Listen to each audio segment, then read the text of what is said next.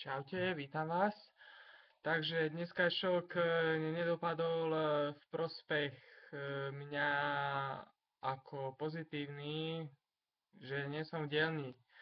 No, ale všetko to vykrylo to, že som vybavil chromovanie, takže som poslal diely, doručil som ich tam osobne do tej firmy a proste myslím si, že budú kvalitne spravené, pretože čo som videl, ako som to videl, jak to tam robia to tam poctivo, žiadne, že vám to odfláknú a podobne. Je to poctivá robota, takže tie diely, ktoré dostanem na tú motorku, musia byť dosť dlho, pokiaľ nebude samozrejme korózia na to, alebo niečo, nejaký iný zdroj vplývať, tak tie chrómy by mali vydržať bez problémov. Čiže som spokojný zatiaľ s tou prácou, ktorú som tam videl. Uvidíme, jak to bude vyzerať na mojich dieloch, ktoré som tam posielal. Posielal som tam z 353, čiže všetko, okrem nádrže, pretože nádrž je čiernosivá, lebo je to prevedenie čiernosivé. Potom Java perák, niektoré drobnosti mi tam chýbali, čiže tie ešte budem musieť nájsť a po prípade odmontovať z druhého rámu, čo ešte mám. Takže to ešte nie je tak kompletné, takže tam ešte budem doposielať samozrejme.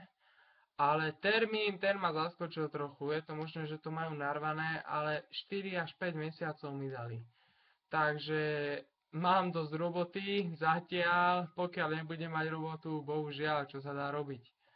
Budem musieť buď ďalšiu motorku, akože sa kúpi, alebo budem zatiaľ s renováciou počkám a budem ohľadom mojej dielni ju vylepšovať, zväčšovať, nové stroje dojdú do mojej dielni, takže budem ju nejako zveľaďovať. No a dúfam, že zajtra sa už uvidíme v mojej dielni a ukážem vám tú novú dielničku. A malo by to výjsť, no dúfam, že to pôjde. Ak nebudem mať zase nejaký rozhodený program, ale asi hej, takže vyjde to. Som sa rozhodol, že pôjdem tam a zajtra vám urobím taký, nebude to zase dlhé video, ale také kraťas nejaký. Ukážem vám možno nejaké fotky dám na plochu. Nech to vidíte, no proste moja dielnička, moja kutica. Takže vidíme sa zajtra, keby niečo, nejaký komentár, niečo sa spýtať, kľudne sa spýtajte, napíšte mi dole.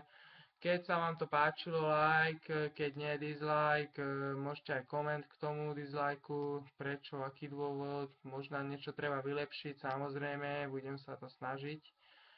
Ale ináč to by bolo asi všetko a vidíme sa zajtra. Čaute.